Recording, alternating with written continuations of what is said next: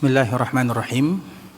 Alhamdulillahi ala ihsanih wa syukru lahu ala taufiqihi wa amtinanih wa ashhadu an la ilaha illallah ta'ziman li sya'nih wa ashhadu anna Muhammadan abduhu wa rasuluhu ad-da'i ila ridwanih wa sallallahu wa sallam ala nabiyyina Muhammadin wa sahbihi wa sallama tasliman katsira. Amma ba'du, ikhwatal Islam, kita akan kembali melanjutkan pembahasan tentang baginda Rasulullah sallallahu alaihi wasallam dan bercerita tentang Nabi sallallahu alaihi wasallam merupakan sebuah kemuliaan. Karena itu adalah Rasulullah sallallahu alaihi wasallam. Kalau sekiranya Allah belum memberikan kesempatan bagi kita bertemu dengan Nabi di dunia, maka tentunya harapan kita agar kita bisa bertemu dengan Nabi sallallahu alaihi wasallam di akhirat sana. Kita tidak ingin termasuk orang-orang yang dijauhkan dari Rasulullah sallallahu alaihi wasallam. Kalau kita jauh dari Nabi, siapa yang akan kita cari? Bukankah nanti sallallahu alaihi wasallam atau Nabi sallallahu alaihi wasallam nanti di akhirat akan bermohon kepada Allah Subhanahu wa taala untuk memberikan syafaat kepada umatnya, memberikan kemudahan kepada mereka di akhirat sana, urusan yang sangat luar biasa beratnya. Oleh karenanya, di antara cara kita ingin dekat dengan Nabi sallallahu alaihi wasallam, walau jasad kita tidak bersama, tapi sejarah Nabi sallallahu alaihi wasallam senantiasa melekat dalam jiwa dan dada. Oleh karenanya hendaklah bagi kita bersama kaum muslimin mempelajari, semangat mengetahui tentang Nabi sallallahu alaihi wasallam, dan di antara salah satunya adalah sifat, akhlak dan adab-adab yang ada pada diri Nabi sallallahu alaihi wasallam yang dengannya kita akan semakin cinta kepada Nabi, dan dengannya pula kita akan senantiasa ingat kepada Nabi sallallahu alaihi wasallam, dan dengannya pula kita akan berusaha menerapkan kehidupan ini sebagaimana yang diinginkan oleh baginda Rasulullah sallallahu alaihi wasallam. Dan salah satunya adalah sifat wafa. Sifat ini merupakan sifat yang langka, karena memang di antara salah satu hadis Nabi sallallahu alaihi wasallam, man sana'a ilaikum ma'rufan fakafi'uh, siapapun yang berbuat baik kepada kalian, maka balas kebaikan tersebut. Itu merupakan akhlak yang sangat mulia dan luar biasa. Siapapun tanpa terkecuali. Bahkan Nabi SAW tidak pernah membezakan siapapun, bahkan muslim atau bukan non muslim. Kalau mereka berbuat baik, fakafi'u, maka balas kebaikannya. Dan dari kisah yang akan kita angkat ini, ikhwatul Islam, kita akan mengetahui betapa mulia baginda Rasulullah SAW, dan bagaimana Nabi mengajarkan kita untuk melakukan adab yang termulia, dan di antara salah satunya adalah al-wafa. Kita kembalikan kepada sejarah yang tadi telah kita sebutkan, ikhwatul Islam. Dikala terjadi perang Badar, perang ini merupakan hadiah dari Allah Subhanahu wa taala kepada kaum muslimin, dengan perlengkapan yang seadanya, dengan jumlah yang sedikit, sedangkan musuh mereka memiliki perlengkapan yang sangat cukup lengkap. Tapi kemenangan itu semuanya bersumber dari Allah Subhanahu wa taala. Kemudian ikhwatul Islam, sebelum terjadi perang Badar, Nabi sallallahu alaihi wasallam mengatakan kepada para sahabatnya, kalau kalian bertemu dengan Al-Abbas, maka jangan kalian bunuh dia. Mengapa demikian? Karena Al-Abbas paman Nabi sallallahu alaihi wasallam sebenarnya dia sudah beriman kepada Allah dan sudah beriman kepada Nabi. Hanya saja dia menyembunyikan keimanannya. Dan dia datang dikala terjadi perang Badar dalam keadaan terpaksa, dan Nabi itu semua, dan Nabi tahu akan perkara yang demikian, sehingga Nabi berpesan kepada para sahabatnya, jangan bunuh dia. Sehingga pada akhirnya apa yang terjadi? Al-Abbas termasuk salah satu tawanan yang ada dalam perang Badar. Itulah awal kisahnya, cerita yang sangat indah. Nabi SAW mengajarkan kepada kita tentang al-wafa. Kemudian ikhwatul Islam, dikala tawanan perang sudah ada dan Allah berikan kemenangan kepada kaum muslimin, sedangkan orang-orang musyrikun yang lainnya mereka lari dan pulang ke kampung halamannya, meninggal ada 70 orang kurang lebih, menjadi tawanan kurang lebih 70 orang, dan salah satu yang ditawan itu adalah paman Nabi sallallahu alaihi wasallam yang disebut dengan atau yang bernama Al-Abbas. Nabi punya paman banyak sekali. Sebagaimana ahli sejarah Ibnu Hisham menyebutkan paman Nabi itu ada 10. Di dalam riwayat yang lain ada 12 atau ada 13 orang itu paman Nabi. Artinya dari yang laki-laki. Yang perempuan ada 6 orang. Dan itu semuanya adalah anaknya Abdul Muttalib. Satu ayah, berbeza ibu. Kemudian dikala Nabi menjadi Nabi, diutus oleh Allah Subhanahu wa taala menjadi seorang nabi. Yang tersisa dari paman Nabi itu hanya 4 orang sahaja. 2 ikut Nabi, 2 tidak ikut Nabi. Yang ikut Nabi adalah Hamzah, dan dia meninggal di kala terjadi perang Uhud. Dan yang kedua adalah paman Nabi yang bernama Al-Abbas. Maka Al-Abbas ini adalah keluarga Nabi sallallahu alaihi wasallam, dan Al-Abbas itu adalah ahlul baitnya Rasulullah sallallahu alaihi wasallam. Tidak ada lagi paman Nabi yang lain. Siapa paman Nabi yang lain? Makanya Al-Abbas itu dimasukkan bagian daripada keluarga Nabi sallallahu alaihi wasallam.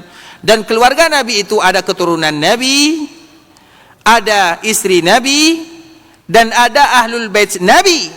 Semuanya adalah orang-orang yang ada hubungan dengan Nabi, dan wajib bagi kaum muslimin untuk mencintai mereka semuanya. Bahkan di antara bentuk kecintaan mereka kepada 3 ini adalah dalam lafaz salawat yang selalu kita ucapkan. Di antara salah satu lafaz salawat ikhwatul Islam, Allahumma salli ala Muhammad wa ala azwajihi wa ala ahli baitihi wa ala azwajihi wa dhurriyyatihi kama sallaita ala Ibrahim wa ala ali Ibrahim innaka Hamidum Majid. Allahumma barik ala Muhammad wa ala ahli baitihi wa ala azwajihi wa dhurriyyatihi kama barakta ala Ibrahim wa ala ali Ibrahim innaka Hamidum Majid. Pernah kita mengucapkan salawat seperti ini? Ada yang sudah hafal? Sila. Yang kuat nak ya?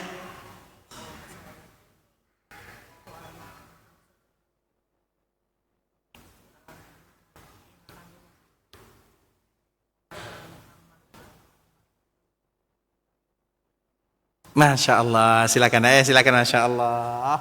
Sehat selalu nak ya, tapi masih salah ya. Sepertinya malam ini sepakat salah semua ya. Belum ada yang benar jawabannya.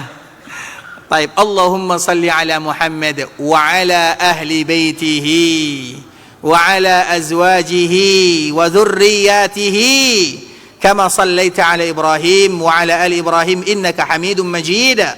Allahumma barik ala Muhammad wa ala ahli baitihi wa ala azwajihi wa dzurriyyatihi kama barakta ala Ibrahim wa ala ali Ibrahim innaka Hamidum Majid. Ada 3 ahlul bait, keluarga atau istri dan keturunan. 3 orang ini wajib kita cintai karena Nabi mencintainya.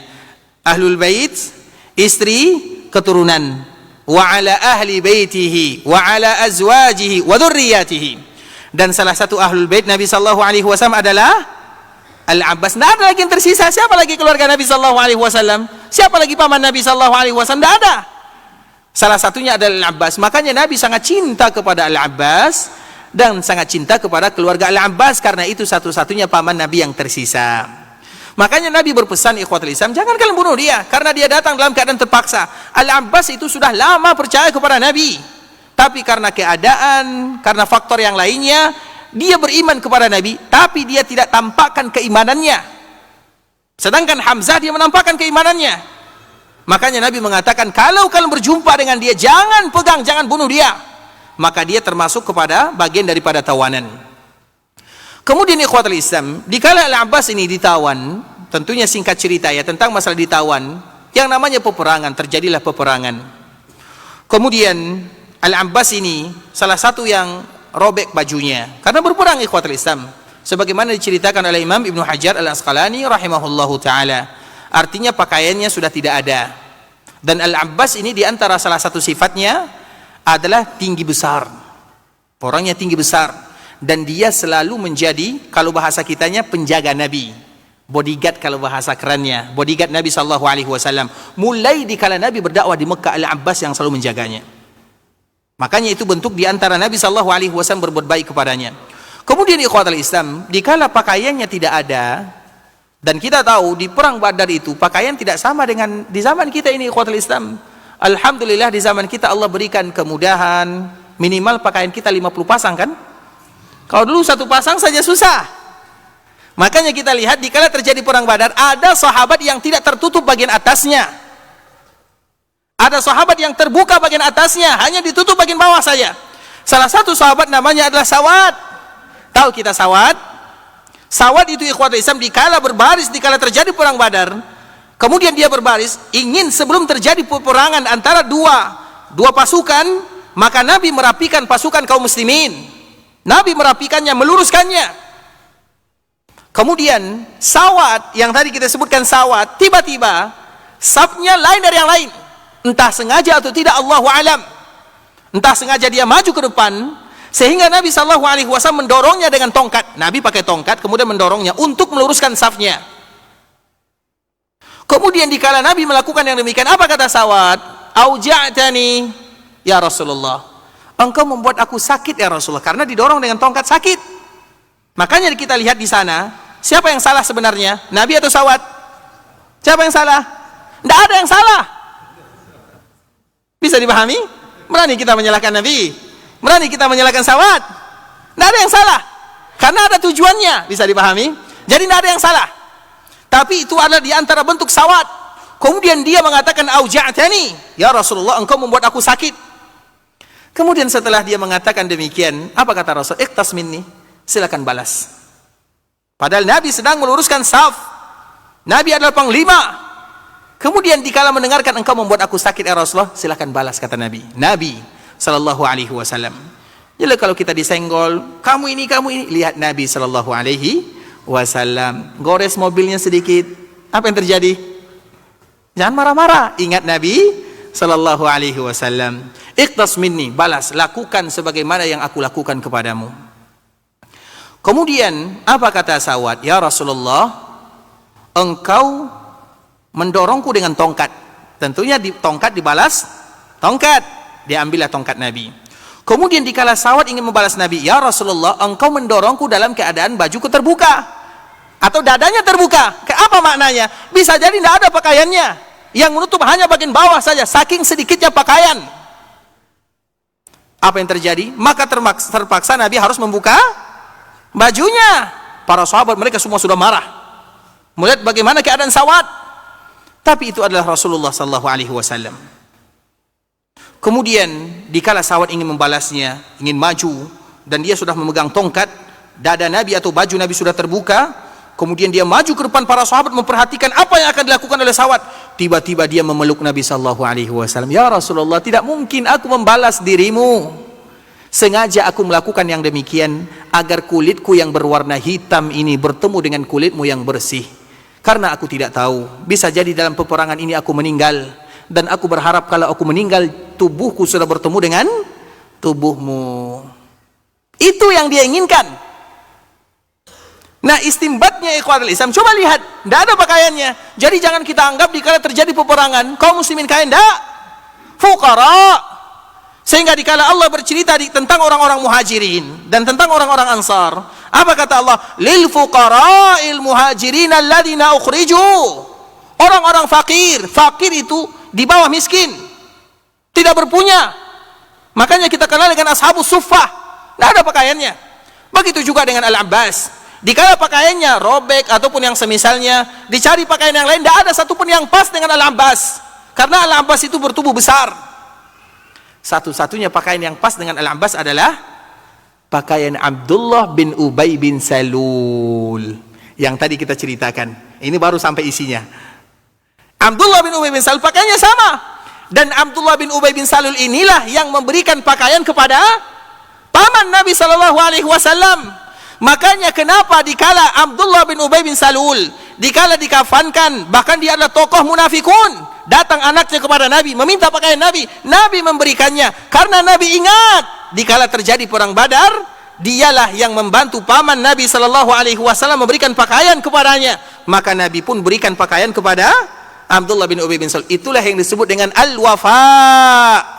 Wafa itu artinya ikhwatul Islam, berbalas jasa. Siapapun yang pernah melakukan kebaikan kepada kita, sekecil apapun, balas kebaikannya. Dan Nabi SAW menyebutkan, man sana'a ilaikum ma'rufan fakafi'u. Sesiapapun yang berbuat baik, balas. Kalau kalian tidak bisa membalasnya, doakan. Sampai kalian merasa doa kalian bisa membalas kebaikan yang telah dia berikan kepada kita. Dan betapa banyak orang yang telah berbuat baik dalam kehidupan kita ini, ikhwatul Islam. Dan siapa yang paling berjasa dalam kehidupan kita? Siapa? Allah Azza wa Jal. Bagaimana cara kita membalasnya? Bertauhid. Takwa itu adalah bagian daripada tauhid. Kemudian siapa yang paling berjasa dalam kehidupan kita? Muhammadun sallallahu alaihi wasallam. Bagaimana cara kita membalasnya? Belajar tentang agama yang Nabi bawa. Kemudian siapa lagi? Baru yang lainnya, orang tua kita, keluarga kita, saudara-saudara kita, tetangga-tetangga kita. Itulah yang disebut dengan al-wafa. Nabi sallallahu alaihi wasallam bukan satu kali demikian, ikhwatul Islam, banyak sekali.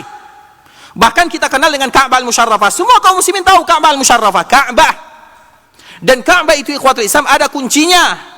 Tidak ada siapapun yang memasuki Ka'bah kecuali ada kunci, tukang buka kuncinya ada. Dan tukang kunci pertama Ka'bah itu namanya Utsman bin Talhah.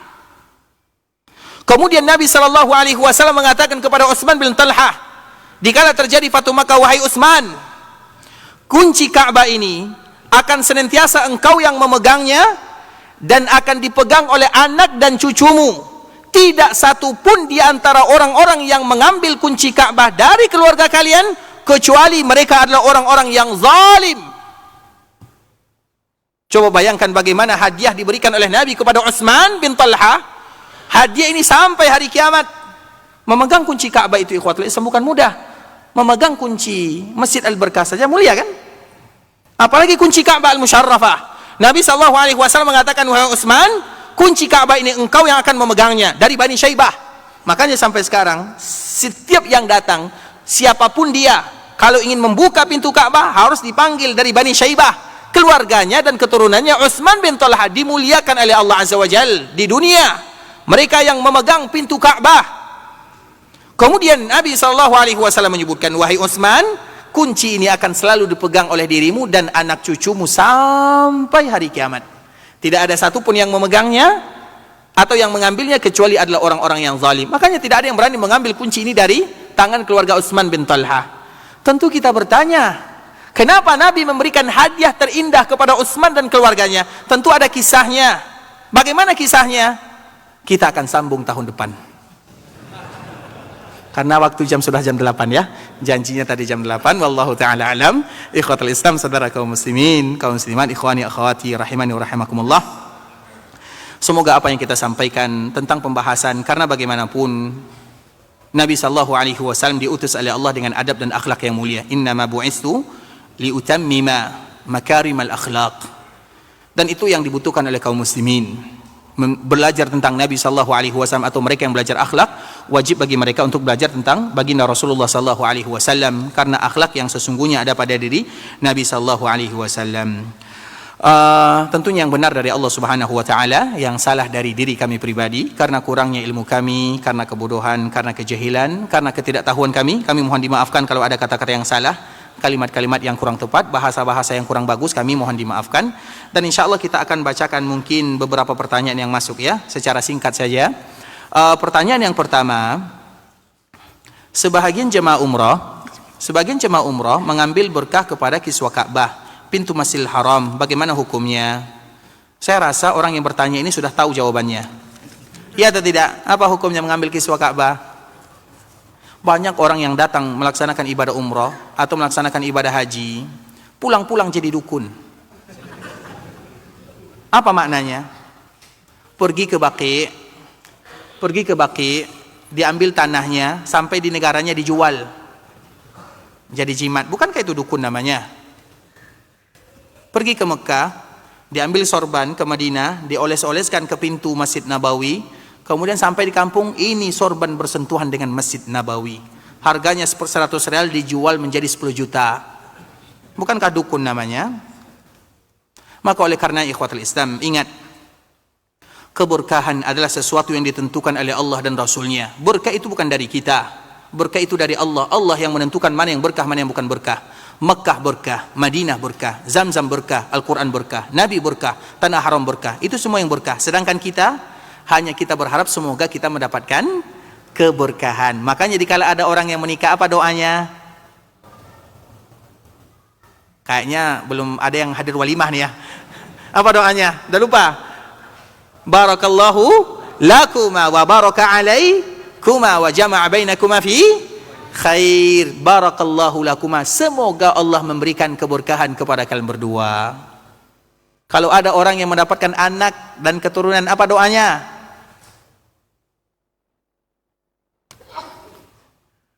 Ini nggak pernah jenguk orang ada kelahiran nih. Apa doanya? Ada yang hafal, angkat tangan. Silakan.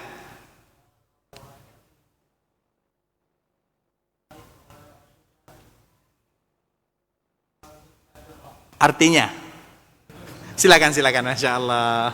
Bisa diaparkan ya, Masya Allah. Barakallahu laka fil mauhub. Semoga Allah berikan keberkahan kepadamu terhadap rezeki yang Allah berikan kepadamu, yaitu anak yang tadi baru lahir.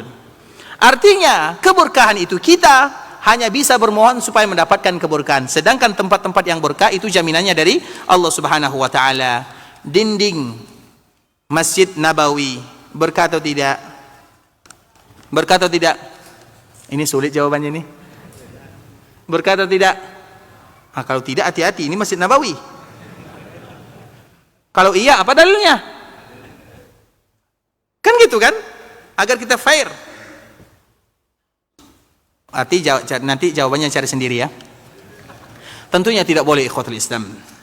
Kiswah Ka'bah, dinding Mekah, dinding Masjid Nabawi, kemudian dioles-oleskan, kemudian nanti dibawa pulang, itu banyak sekali kejadiannya ikhwatul Islam. Makanya kalau ada di antara kita yang diberikan rezeki oleh Allah datang ke tanah haram Makkah Madinah, bermohon kepada Allah Subhanahu wa taala.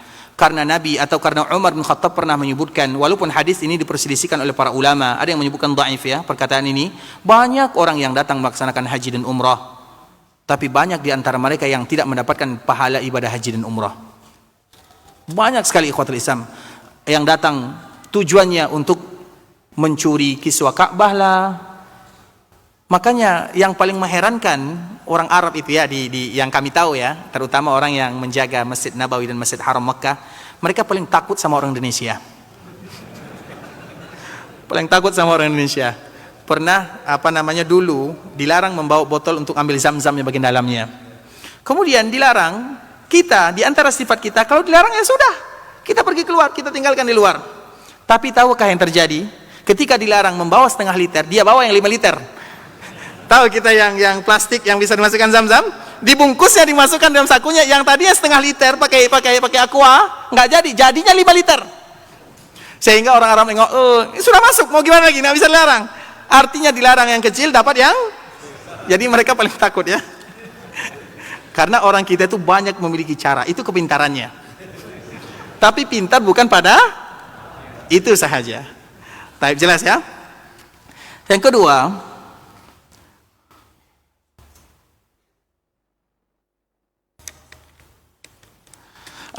bagaimana sikap mauqif yang sahih terhadap orang-orang yang berperangai layaknya orang munafik, mencela sunnah, pengikutnya, menyuruhkan pluralisme. Ikhwatul Islam, saudara kaum muslimin, kalimat-kalimat syariat itu tidak boleh dijatuhkan kepada orang. Kalimat syariat itu apa? Muslim, kafir, munafik, ahlul bid'ah, ahlul maksiyah. Itu tidak boleh kita tujukan kepada orang. Bisa dipahami? Tujukan kepada perbuatannya. Misalnya ada orang muslim tapi dia benci kepada sunnah Nabi, jangan kita katakan kamu munafik, tidak boleh. Jangan katakan seperti itu, karena kalimatmu kalimat yang bisa mengandung unsur kemunafikan. Dan semoga Allah memberikan hidayah kepada dirimu. Cukup demikian ikhwatul Islam. Makanya seorang mukmin laisa bitta'an wala la'an, itu sifat yang lain. Seorang mukmin laisa bitta'an, seorang mukmin bukan orang yang suka mencela, bukan suka yang melaknat, kamu seperti ini, kamu seperti ini, tidak demikian. Kalau ada orang yang misalnya merobohkan agama, kita berdoa kepada Allah Subhanahu wa taala, karena munafik itu urusan hati. Siapa di antara kita yang tahu urusan hati? Kami contohkan ikhwatul Islam, ini contoh yang sangat luar biasa. Ada salah seorang yang bernama Usama. Kenal kita Usama? Siapa dia? Ada yang kenal? Usama ini digelar dengan hubbu Rasulullah sallallahu alaihi wasallam, orang yang paling dicintai oleh Nabi sallallahu alaihi wasallam. Anaknya Zaid, kita tahu Zaid? Zaid bin Harisah, yang dulu dipanggil dengan Zaid bin Muhammad. Ayahnya orang yang paling Nabi cintai, anaknya adalah orang yang juga Nabi cintai, sehingga namanya adalah hubbu Rasulillah sallallahu alaihi wasallam, orang yang paling dicintai oleh Nabi, kekasih Nabi kalau bahasa kitanya. Suatu ketika dia ikut berperang melawan orang-orang musyrikun. Kemudian ikhwatul Islam, dikala terjadi peperangan, maka dia dilukai oleh musuhnya. Kemudian dia balas. Dikala dia membalasnya, maka dia bisa mendapatkan kemenangan. Tiba-tiba musuhnya lari dan bersembunyi. Kemudian dikala musuhnya tidak lagi bisa melawan, dan Zaid ini sudah mengangkat pedangnya, maka musuh mengatakan la ilaha illallah. Kira-kira orang yang mengucapkan kalimat la ilaha illallah di sini ikhlas atau tidak? Ikhlas atau tidak? Tidak ada ikhlas. Itu Allahu alam, itu jawabannya. Itu baru jawabannya. Silakan. Masya Allah. Ini hadiah spesial ya. Barakallahu fiik. Allahu alam, kita tidak tahu karena kita tidak ada di tempat. Kita juga tidak tahu kenapa dia mengucapkan kalimat ini. Dia ikhlas atau tidak ikhlas itu urusan kita atau tidak? Bukan, itu antara dia dengan Allah Subhanahu wa taala, bisa diketahui. Nah, sehingga dikala Zaid ini, dikala dia mengangkat pedangnya, dia mengucapkan la ilaha illallah. Zaid ini mulai ragu. Apa yang harus dia lakukan? Pada akhirnya dalam keraguan dia tetap membunuh orang tersebut karena berperang. Kemudian akhirnya sampailah berita itu kepada baginda Rasulullah sallallahu alaihi wasallam. Kemudian Nabi memanggil Zaid, padahal Nabi memanggil Usama, padahal Usama adalah orang yang paling dicintai oleh Nabi sallallahu alaihi wasallam. Kemudian Nabi sallallahu alaihi wasallam mengatakan, "Wahai Usama, kenapa kamu melakukan yang demikian?" "Ya Rasulullah, dia mengatakan kalimat ini karena dia takut. Dia bersembunyi, aku sudah mengangkat pedang, dia sudah kalah. Dia takut ya Rasulullah." Apa jawaban Nabi? "Madza fa'alta bi la ilaha illallah?" Wahai Usama, apa yang kamu lakukan dengan kalimat la ilaha illallah? Bagaimana nanti kalau Allah bangkitkan dirimu, kemudian dipanggil, kamu membunuh orang yang mengucapkan kalimat la ilaha illallah. Madza fa'alta bi la ilaha illallah? Asyaqaqta an qalbi? Apakah engkau bisa melihat apa yang ada dalam dadanya? Tidak ada yang tahu. Bisa dipahami dari kisah ini? Sehingga apabila siapapun yang melakukan, bisa jadi dia melakukan perkara kemunafikan, dia benci seperti ini, tujuan kita memberikan nasihat, sampaikan. Kalau sudah disampaikan tidak diterima, selesai. Ma'alaika illa al-balagh. Tugas kita hanya menyampaikan. Diterima alhamdulillah, kalau tidak diterima jangan dituduh yang bukan-bukan, tapi doakan. Semoga Allah berikan hidayah kepadamu. Maka di antara kalimat yang paling bagus, ada orang yang nakal, ada orang yang jahat, ada orang ini, Allah yahdik. Semoga Allah memberikan hidayah kepadamu. Allah yahdik, hadakallah. Itu adalah kalimat yang selalu keluar dari lisan kaum muslimin. Hadakallah, Allahu yahdik. Semoga Allah memberikan hidayah kepadamu. Semoga Allah memberikan petunjuk kepadamu. Coba bayangkan, apa manfaatnya dikala kita mengucapkan kalimat kamu jahat, kamu ini, kamu munafik. Bisa jadi dia semakin jauh dari agama. Tapi coba kita mengucapkan Allahu yahdik, bisa jadi Allah berikan petunjuk kepadanya. Dan dikala Allah berikan petunjuk kepadanya, gara-gara lisan kita yang sangat indah mengucapkan kalimat yang mulia, setiap amalan perbuatan yang dilakukan untuk kita pahalanya. Begitu seorang muslim. Jelas ya? Kemudian, bagaimana cara menyikapi istri pemarah saat ekonomi susah? Nah, ini susah jawabannya ini. Sering emosi, sering menolak ajakan suami, dan sering merendahkan pendapatan suami. Ikhwatul Islam, nasihat ya. Sesungguhnya di antara sifat-sifat wali Allah, mereka adalah orang-orang yang selalu diuji dengan lisan istrinya. Kita mau jadi wali Allah atau tidak? Ya sudah, terima saja. Itu merupakan keedah ikhwatul Islam. Itu sudah artinya wanita itu, mereka adalah makhluk Allah Subhanahu wa taala yang harus kita sayangi. Kita tidak berbicara tentang istri kita berbicara tentang istri Nabi. Dikala Nabi sallallahu alaihi wasallam sakit yang berujung kepada wafat, yang mana pada waktu itu Nabi sakit di hari Kamis. Dikala di hari Kamis, Nabi sallallahu alaihi wasallam ingin sholat Isya. Namun Nabi tidak bisa, Nabi pingsan. Dikala Nabi pingsan dalam waktu yang lama, tiba-tiba Nabi kembali siuman. Dan Nabi meminta bejana yang ada airnya. Kemudian Nabi membersihkan badannya. Dan Nabi bertanya, apakah sahabatku sudah salat? As-salan nas, apakah mereka sudah salat? Apa jawaban Nabi? Apa jawaban sahabat? Hum yantazirunak ya Rasulullah, mereka sedang menunggumu. Kemudian Nabi ingin bangkit, tapi Nabi tidak bisa, saking beratnya penyakit yang dirasakan oleh Nabi, terutama 5 hari sebelum Nabi wafat. Ini hari Kamis, Nabi meninggal di hari Senin, ini hari Kamis, malam Jumat. Kemudian Nabi kembali pingsan dalam waktu yang lama, sudah 2 kali. Dikala Nabi siuman, Nabi kembali bertanya, asallan nas, apakah manusia sudah salat, artinya sudah salat Isya atau belum? Maka jawabannya sama, belum. Mereka menunggumu ya Rasulullah. Nabi membersihkan mukanya dengan air dan kembali pingsan, sudah 3 kali. Kemudian ikhwatul Islam, kali yang ketiga Nabi pingsan dalam waktu yang lebih lama lagi. Maka Nabi SAW siuman dan kembali bertanya dengan pertanyaan yang sama. Jawabannya juga sama, mereka masih menunggumu ya Rasulullah. Kemudian Nabi kembali membersihkan mukanya dengan air, kembali lagi pingsan. Sudah berapa kali? 4 kali, masa-masa yang sulit bagi Nabi. Kali keempat dikala Nabi bangun, baru Nabi mengatakan, mur Abu Bakrin falyusalli bin nas, perintahkan Abu Bakar untuk menjadi imam. Kira-kira apa yang terjadi? Yang pertama kali protes siapa? Ibunda kita Aisyah radhiyallahu taala anha. Kalau ada istri kita yang protes, bersyukurlah kepada Allah Subhanahu wa taala. Kalau istri kita sudah mulai diam, maka takutlah, itu bahaya. Iya kan? Mau gimana lagi? Karena kita punya kekurangan sebagaimana mereka punya kelebihan. Itu kaedahnya. Sudah ya? Tidak boleh panjang-panjang, bahaya. Tapi ikhwatul Islam, mungkin ini sampai di sini dulu ya, sampai kita bahas, dan insya Allah semoga Allah kembali memberikan kesempatan kepada kita untuk bertemu tahun depan. Barakallahu fikum jami'an, dan semoga Allah Subhanahu wa taala menjadikan perkumpulan kita ini adalah perkumpulan yang bisa mengampunkan dosa-dosa kita bersama. Allah berikan kesehatan kepada kita, kepada guru-guru kita, kepada ustadz-ustadz kita, dan kepada seluruh kaum muslimin. Dan semoga Allah Subhanahu wa taala menerima semua amal ibadah kita, Allah mengabulkan doa-doa kita, dan Allah berikan kepada kita istiqamah dalam agama sebagaimana kita berharap kepada Allah agar kita ditutup usianya dalam keadaan husnul khatimah. Amin amin ya rabbal alamin. Kita tutup dengan doa kafaratul majlis. Subhanakallahumma bihamdika asyhadu an la ilaha illa anta astaghfiruka wa atubu ilaik. Wa sallallahu wa sallam ala nabiyyina wa habibina wa khalilina wa sayyidina Muhammadin wa ala alihi wa sahbihi wa sallama tasliman katsira. Assalamualaikum warahmatullahi wabarakatuh.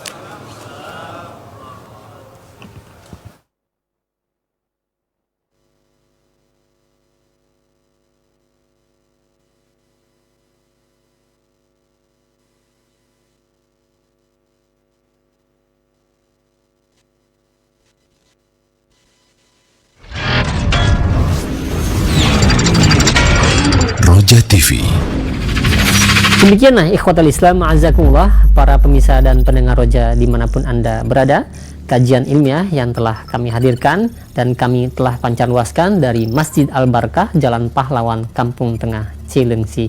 Mudah-mudahan menjadi ilmu yang bermanfaat untuk kita semua. Wassalamualaikum warahmatullahi wabarakatuh.